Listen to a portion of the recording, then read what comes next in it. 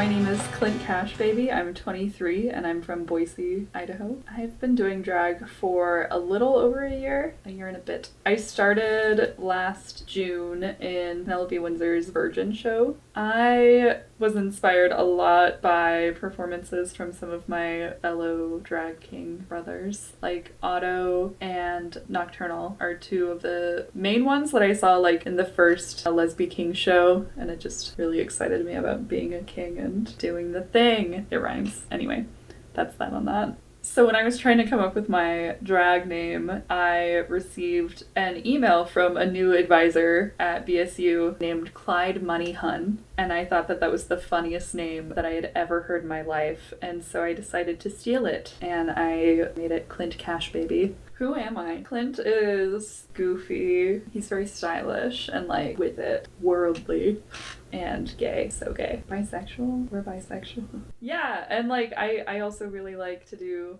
like political numbers with him, and every time that I like get into Clint, I feel very outgoing and like I can do anything. One of my favorite performances was a number that I did for the Satanic Temple, and I got into missionary garb, and I even got a little name badge that said Elder Cashbaby on it. I love it so much. And the whole number was just like how angry I have been about church establishments, and the chorus of it is like one man's trash is another man's treasure, and it was written by a guy who was excommunicated from his church for coming out as queer, so I just put a lot of that anger into it, and it felt really nice, and I was really proud of it.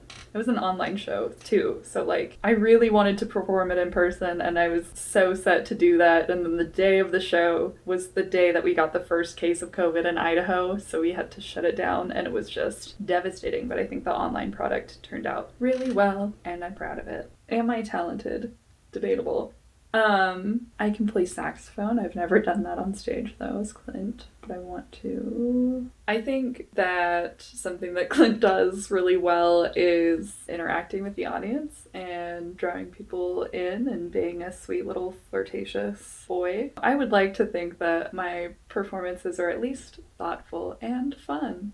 I think that of the kings, I am like the softest of everyone. I think that other kings within our Lezbe Kings group are a lot of times like very like hard and like sexy and cool, and I'm like I'm just a very flowing little flower boy, and I think that that makes me different than the other performers. So for my Mandemic project, I've been severely depressed forever, but especially this year. And so the only idea that I could like generate, because I've been very low on creative juices, to be honest. The only idea that I could think of that I really loved and I'm really excited about is doing a number that kind of shows how I experience depression, and it will be uplifting, but it'll be cute. I want to show like my sad depression room, and that will be very realistic because for me, drag has been a really good way to take all of the things that make me frustrated about the idea of masculinity and like the idea of gender that's kind of been put on me for my whole life and reject it pretty violently. I was bullied a lot in high school for not being girlish enough, and so I just really love to be aggressively not girlish enough, and it feels really nice to like express both sides of who I am. I like to be pretty feminine, but I also like to be kind of masculine, and so for me drag has been just an amazing outlet for my gender expression, and I love it. If anyone is interested in performing in drag or burlesque or anything performance art, I would say do it and get into contact with like me or any of the other kings, and we'll help you figure out how to get involved. I think that it's amazing, and even if you don't feel like you're good enough, you are. I promise you are, and we would love to have you.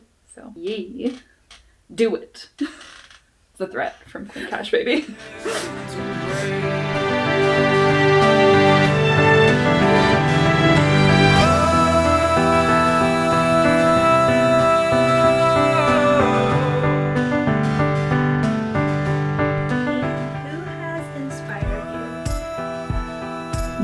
You. It's true.